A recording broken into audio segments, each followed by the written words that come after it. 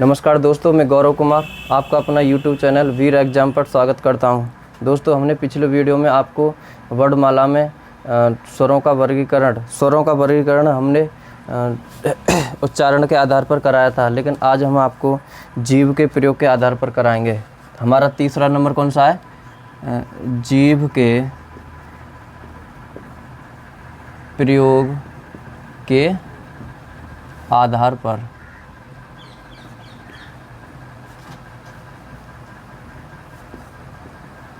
जीव के प्रयोग के आधार पर हम कराते हैं कि जो हम अक्षर बोलते हैं या हम किसी अक्षर का उच्चारण करते हैं वो उसका जीव का प्रयोग हम कैसे करते हैं। जैसे नंबर 1 होता है अग्रस्वर। कौन सा होता है इसमें? जीव के प्रयोग के आधार पर में होता है नंबर 1 अग्रस्वर।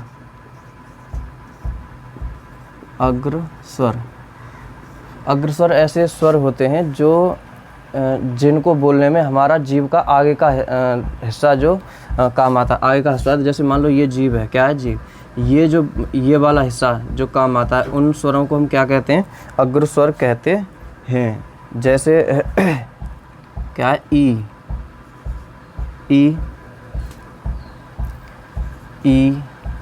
री और ए और ए। ई री ए ये स्वर कैसे होते हैं? हम जीभ के आगे का हिस्सा प्रयोग करते हैं। ठीक है, अब इसके बाद हम बात करते हैं मध्य स्वर।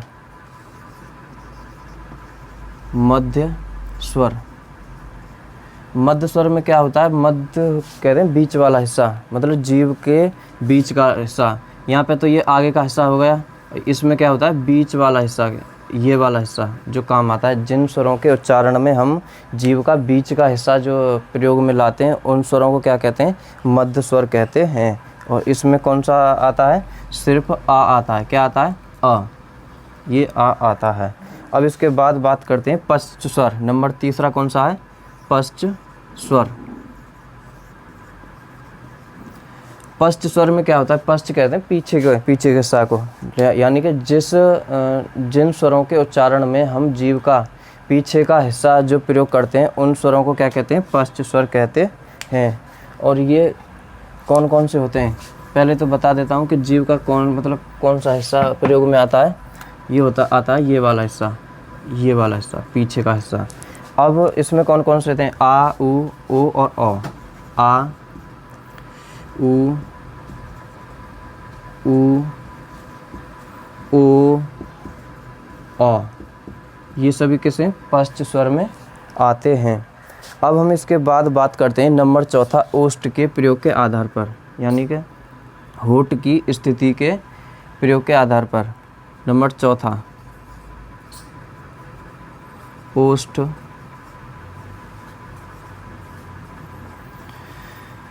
के प्रयोग के आधार पर। होठ के प्रयोग के आधार पर हम इनका कई प्रकार से बात करते हैं। नंबर 1 होता है व्रतमुखी। कौन सा होता है? व्रतमुखी।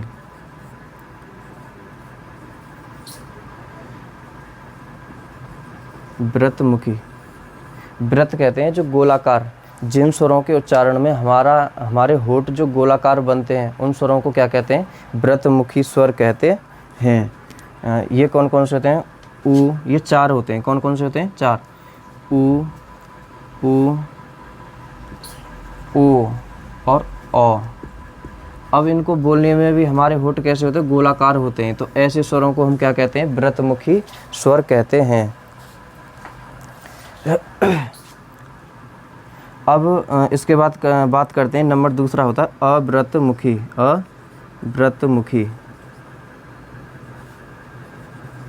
अव्रतमुखी स्वर।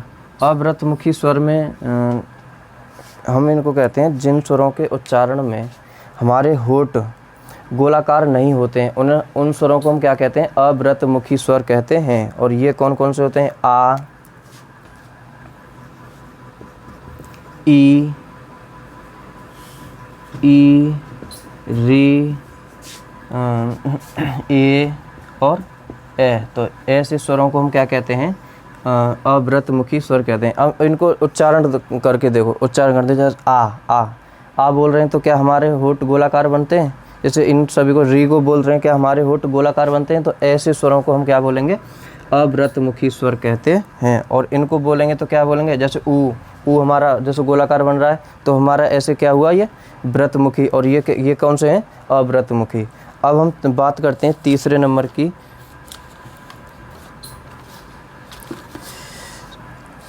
चौथा नंबर बात करेंगे। चौथे नंबर पर मुख द्वार के प्रयोग के आधार पर। कौन से के? मुख द्वार के प्रयोग के, यानी कि खोलने के आधार पर हमारा मुख कैसे खुलता है, कि किसी स्वर को बोलने में हमारा मुख कैसे खोला जाता है और कैसे खोलते हैं। नंबर 5वां, मुख द्वार खुलने के आधार पर। ठीक है जी, मुख द्वार खुलने के आधार पर। ये इनको 4 प्रकार से बांटते हैं। मुख द्वार खुलने के आधार पर ये कितने प्रकार में बांटते हैं? हम 4 प्रकार में बांटते हैं। नंबर 1 कहते हैं समव्रतमुखी। कौन सा? समव्रतमुखी।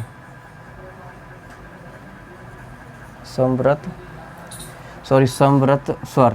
कौन से? समव्रत स्वर।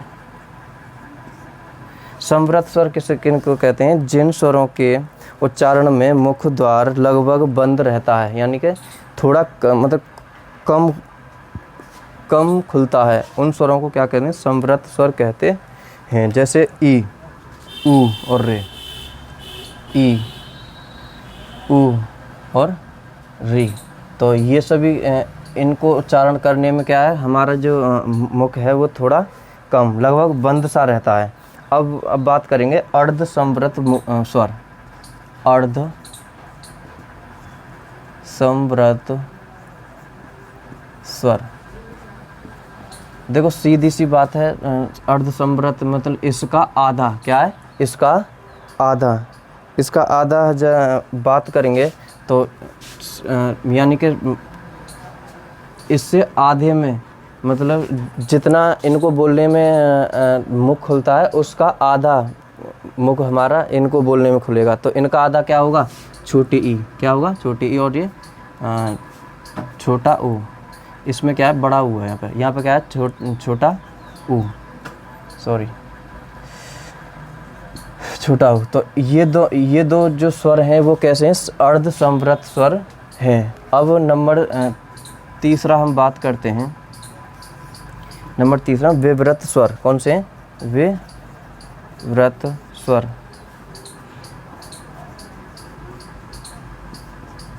विव्रत स्वर कहते हैं जिन स्वरों के उच्चारण में मुख द्वार सबसे अधिक खुलता है।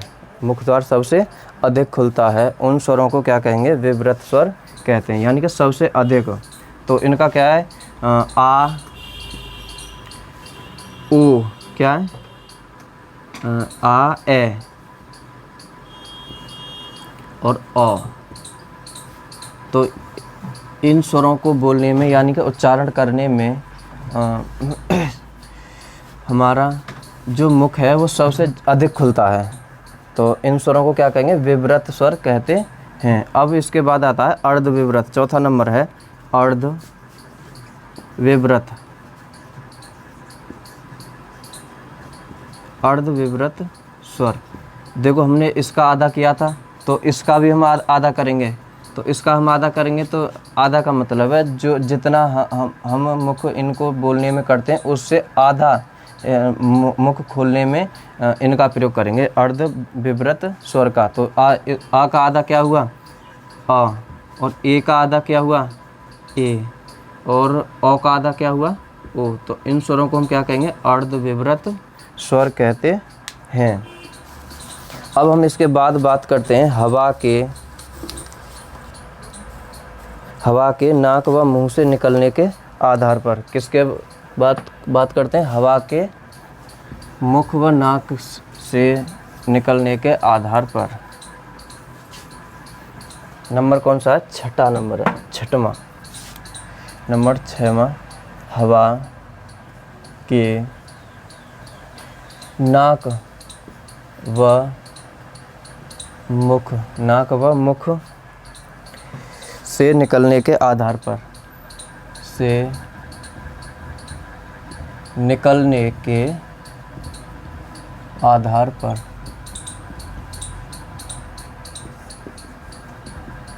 अब मतलब जो हवा निकलेगी वो नाक और मुंह के निकलने के आधार पर हम प्रयोग करेंगे। तो इसमें नंबर 1 आता है निरनुनासिक स्वर। नंबर 1 आता है निरनुनासिक स्वर, निरनुनासिक स्वर। निरनुनासिक स्वर में इनको कहते हैं जिन स्वरों के उच्चारण में हवा केवल मुंह से निकलती है, उन स्वरों को क्या कहते हैं? निरनुनासिक स्वर कहते हैं। इनको मौखिक स्वर भी कहते हैं, इनको मौखिक स्वर भी कहते हैं। तो निरनुनासिक का मतलब है जो नाक से ना निकले, उन स्वरों को क्या कहेंगे? यानी कि मुंह से निकले, तो उन स्वरों को क्या कहेंगे? निरनुनासिक स्वर कहते हैं। तो ये क्या है? आ,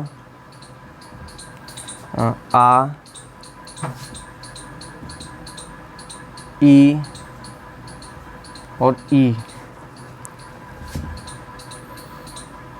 आदि ये होते हैं, ठीक है ना। अब इसके बाद बात करते हैं अनुनासिक स्वर। नंबर 2 है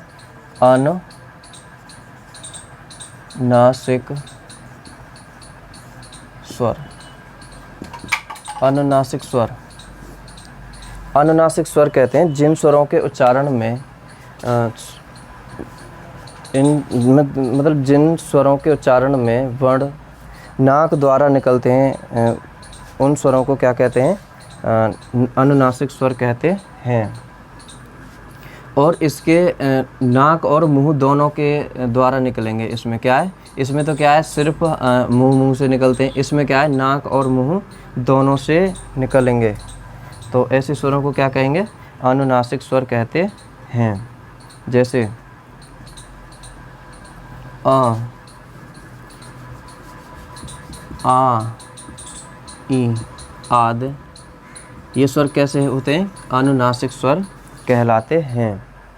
अब इनका उच्चारण यानी कि स्वरों का उच्चारण स्थान भी अभी बताने वाले हैं। तो स्वरों का उच्चारण स्थान, स्वरों का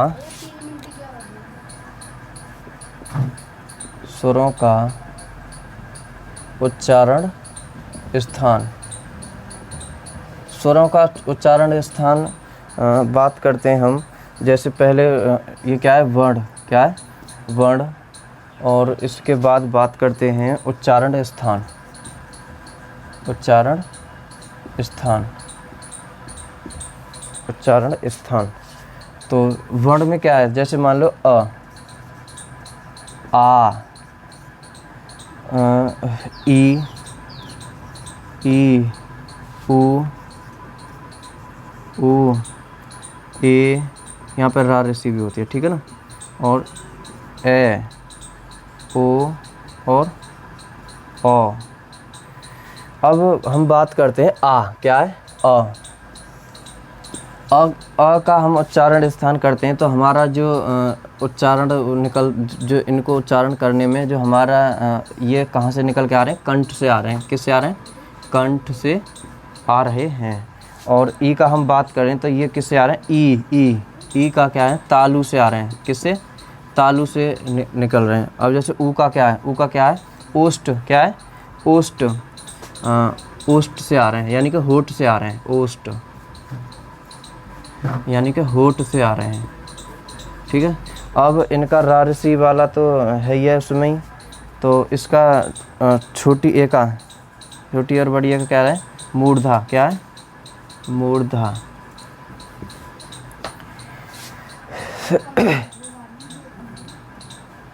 अब इसमें क्या है? मूर्धा। मूर्धा आ रही है इसमें। ये रारसी वाला है मूर्धा। कौन सा है? रारसी वाला, ये मूर्धा है। अब ए का क्या है? अ प्लस ई, क्या है, अ प्लस ई, तो बराबर क्या होता है, ए होता है। तो ए किस में, कंठ में, किस में आता है, कंठ में आता है, और ई किस में आता है, किस में, तालु में, तालु में। तो इसका क्या हो जाएगा, कंठ है तालु, क्या हो जाएगा इसका, कंठ है तालु,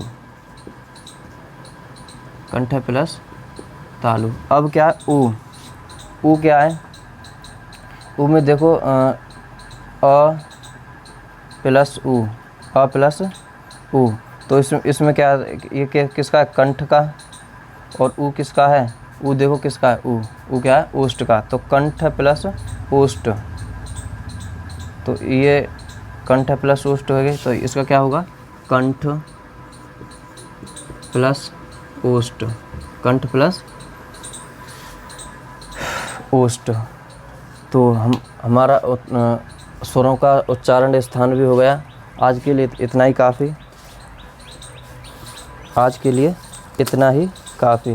हमारी अगर वीडियो आपको पसंद आई हो तो वीडियो को लाइक करें, शेयर करें और सब्सक्राइब करें, और वीडियो को अधिक से अधिक सब्सक्राइब करें, और वीडियो को अंत तक देखने के लिए धन्यवाद।